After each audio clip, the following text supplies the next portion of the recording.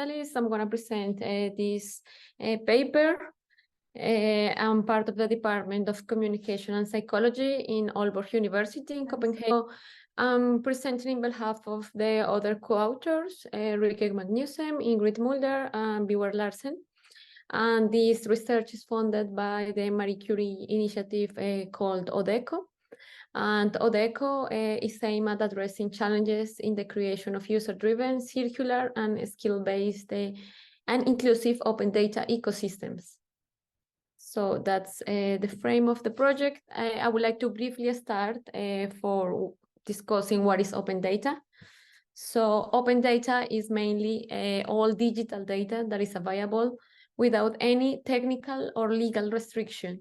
So in that way, it should completely free for use, reused, redistributed by anyone, anytime, or anywhere. So that creates open data as a new commons. Sorry, I was checking the comment on the chat. So that defines open data as a new commons, a resource that is accessible to all members of the society. And what are the expected benefits of open data?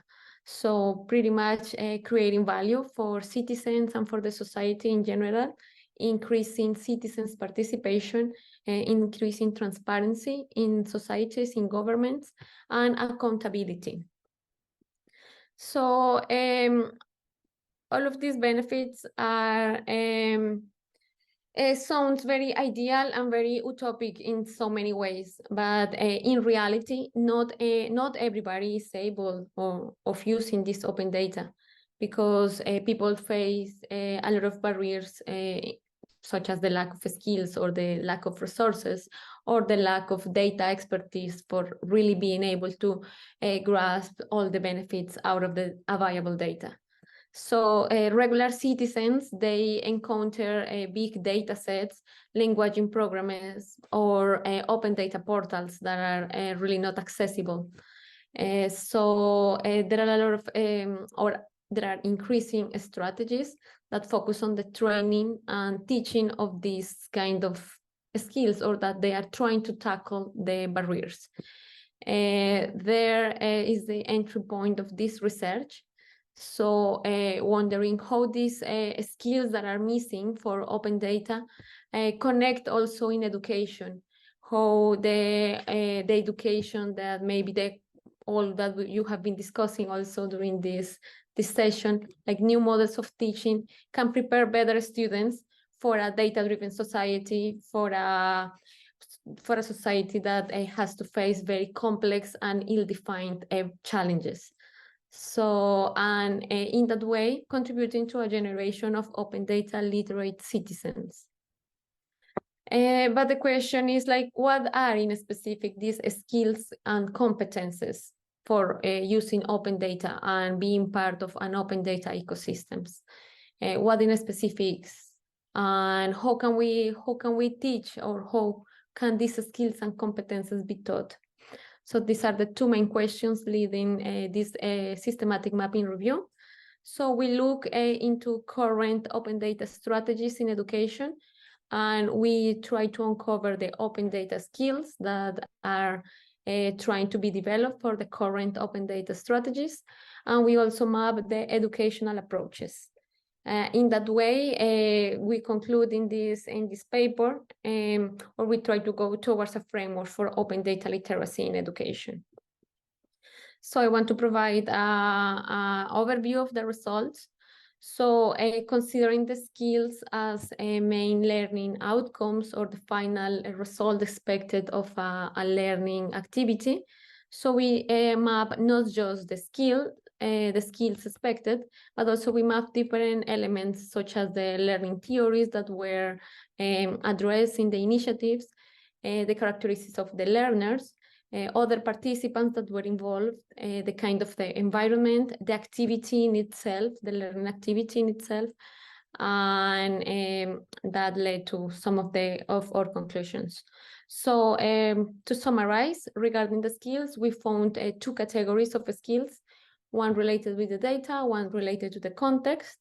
Regarding the theoretical or the learning theory, we found a project and problem-based learning at the center of these initiatives, and authentic learning leading or underpinning these initiatives. Regarding the learners, we found students in various educational levels, from primary education to postgraduate education, but mainly the initiatives are in undergraduate education. That was the main space that we could see. Other participants, so we found mainly initiatives inside the school in educational, like informal educational settings, but also we could see the participation of several actors in like a different like context and environment related to the school that I'm going to describe later. And regarding the environment, so we found formal, informal, and also hybrid environments, and an increasing tendency to this hybrid and mixing the formal and informal settings. And regarding the activities, we found like a big number of activities providing examples of the interplay of these elements. So these elements are highly related. It's not possible to see them separately to describe a learning activity and to describe a learning design for open data competences. So I want to start with the open data skills that we found. As I said, we found two big groups, one related with the management of the data, related with computational thinking, data documentation. Here also something as information literacy that we heard before about that as well. Statistical thinking, visualization, data privacy awareness. So we found all of these skills for managing data in several levels of development, maybe skills more basic for being able to conclude general analysis of the data, and also more extended even for the prototyping of the data products or applications. In the context side, we found the skills related with the engagement with local context, which was very interesting. This component of the local context, the local environment related to the student and the educational setting. And the skills that we found are related with problem analysis, conceptualization, identifying problems in real-world settings, collecting data in real-world settings, community engagement, local problem solving, storytelling, decision-making, and collaboration. So in our analysis and trying to map all the elements, we found that the learning outcome was the one leading how the other elements were developed or designed in these activities or in these open data initiatives. So we found like the expected learning outcome was determining what kind of data skills and what kind of context skills you needed or you wanted to develop with the open data initiative. So we found learning outcomes such as the active citizenship. We found open data awareness, open science values. We found solving local problems, data fluency in professionals, in new professionals, and community engagement with local issues. So having these 6 expected outcomes as the result of learning activities, we found a combination of different data skills and context skills. I would like to give an example with active citizenship. That was the cluster, the biggest cluster that we found, where most of the initiatives were working with. So in this cluster, we found data skills related with finding, assessing, and leveraging open data. So like leveraging the way, like also sharing the open data that they were creating, and interpreting data, statistical thinking, data visualization, and data privacy awareness.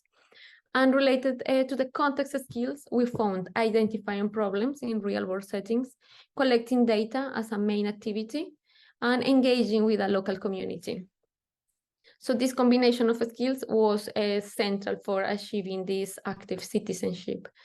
Regarding the different elements of the learning approach, we found that learners were mainly in secondary school, and also in undergraduate programs. So that was where active citizenship was more perhaps relevant in these levels of education. And we found the participation of other actors such as non-profit organizations and open data civic associations.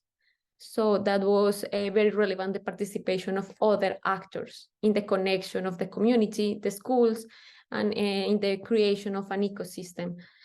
Regarding the environment, so we could see a bit of formal, but mainly hybrid environments. Classroom, so activities were developed in the classroom, but connected to activities in the community. Regarding the tools, we found the use of sensors, open mapping tools, simplified data sets, and open databases. So for concluding, so we saw that all of these learning outcomes were either maybe going towards the context skills or going towards the data. So they had kind of two priorities or a mix of both, but we could see them like, so if they were trying to find them connected more with the real world or finding this real world engagement, so the skills were more in the context side than on the data side.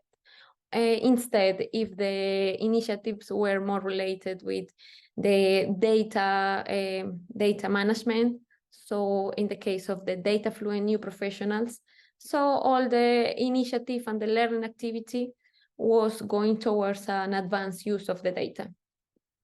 That help us to connect these data skills to the domain of data literacy and the context skills to the domain of real world problem solving.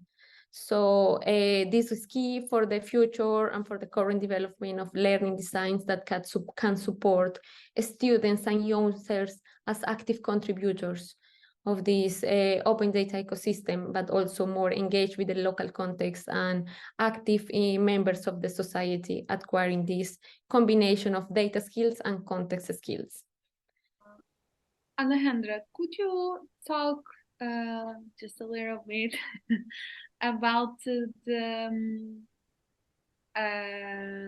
in one hand, we have this education to open data at the student level, but in this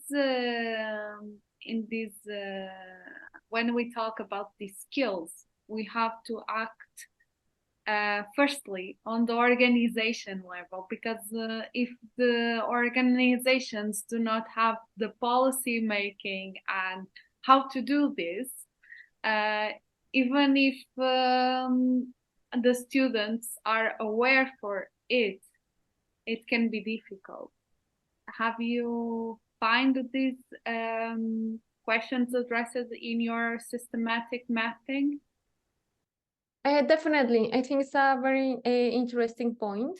At the beginning in our background, we found like most of the current initiatives are based on teachers' perspective, on the teacher's perspective, and addressing this or mentioning this big barrier of the educational system, how because the system could be in itself very traditional. We wanted to provide a different perspective by starting from the competences of the students and looking into having like this perspective of the learner as the center of the learning design. And from there, giving a more active role also to the student in their learning process, based or grounded in active methodologies or project-based or project or problem-based learning. So in that way, we are exploring how these learning designs can be created, giving this protagonism to the students. So like kind of to tackle these big challenges that you were mentioning.